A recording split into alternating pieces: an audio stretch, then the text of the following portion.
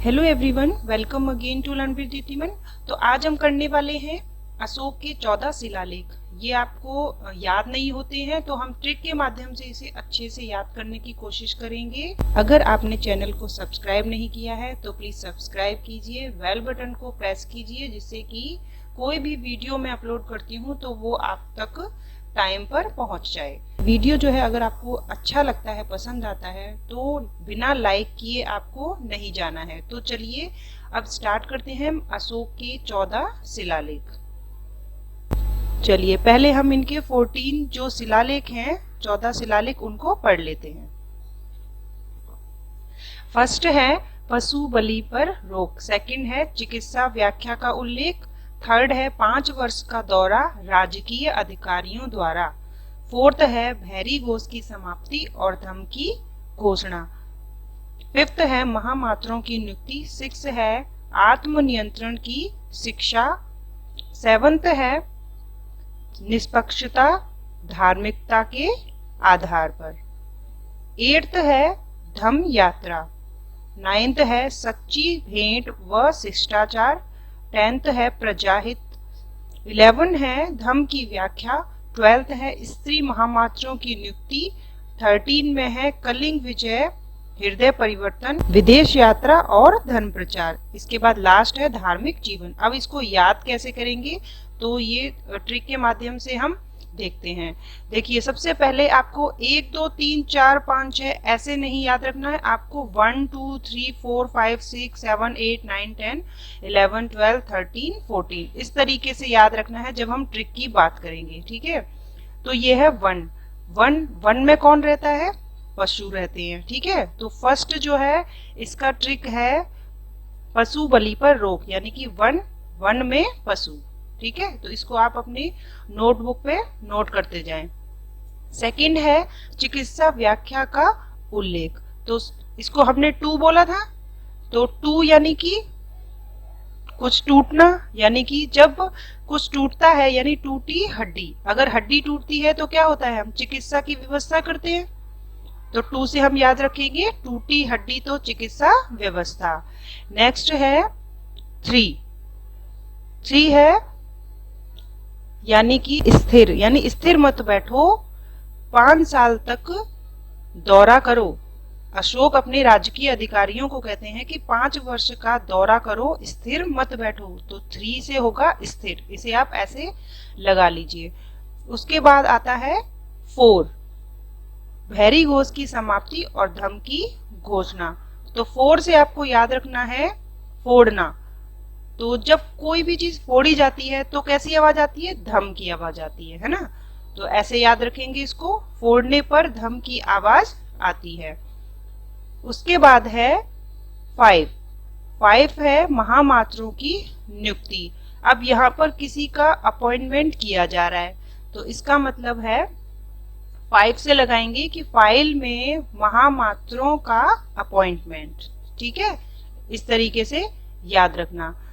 उसके बाद है 6 में है आत्मनियंत्रण की शिक्षा, तो इसे याद रखेंगे, 6 को याद रखेंगे शिक्षा से, तो शिक्षा किसकी? आत्मनियंत्रण की। नेक्स्ट है 7 निष्पक्षता धार्मिकता के आधार पर। तो अशोक ने निष्पक्ष रूप से फलों का सेवन किया। ठीक है, 7 से सेवन यानी कि खाना, तो अशोक ने निष्पक्षता से फलों का सेवन किया। ये सिर्फ याद करने के ट्रिक बता रही हूं मैं, तो इस तरीके से आपको याद रखना है। उसके बाद है 8 में अब अशोक ने जो फलों का सेवन कर लिया, तो 8 में आएगा कि अशोक 8 फल खाकर धम्म यात्रा में गए। ठीक है, तो याद रखना है 8 फल खाकर धम्म की यात्रा में गए। कौन गए? अशोक, क्योंकि हम अशोक के शिलालेख ही तो पढ़ रहे हैं। उसके बाद आते हैं नेक्स्ट 9 में है सच्ची भेंट व शिष्टाचार। इसे ऐसे याद रखेंगे कि वह लड़की नैन झुकाकर चल रही है, इसका मतलब वो बहुत शिष्ट है। ठीक है, उसके अंदर शिष्टाचार की भावना है। तो इसे ऐसे याद रखिएगा कि वह लड़की नैन यानी कि आंखें नैन झुकाकर चल रही है, तो वो बहुत शिष्ट है।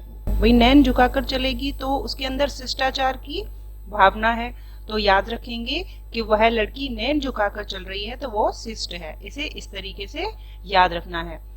उसके बाद है 10। 10 में है प्रजाहित। तो अशोक ने टन टन करके प्रजाहित को बताया। तो यहाँ पर याद रखना है टन, 10 से याद रखना है टन टन की आवाज, ठीक है। अशोक ने टन टन करके प्रजाहित को बताया। नेक्स्ट है 11, धम की व्याख्या। तो 11 को इस तरीके से याद रखना है धम की व्याख्या को कि इस लेवल से गिराया कि धम की आवाज हुई, ठीक है। इस लेवल 11 से याद रखना है लेवल, इस लेवल से गिराया कि धम की आवाज आई। नेक्स्ट है 12, स्त्री महामात्रों की नियुक्ति। तो इसे याद रखना है, 12 को याद रखना है टावल। टावल जब नहाने जाते हैं टावल का यूज करते हैं ना, वो टावल। तो 12 यानी टावल स्त्री से मांगी। अब स्त्री कोई भी हो सकती है, माँ हो सकती है, बहन हो सकती है, कोई भी हो सकती है। तो टावल स्त्री से मांगी, इसे आप ऐसे याद रखिएगा, स्त्री महामात्रों की नियुक्ति।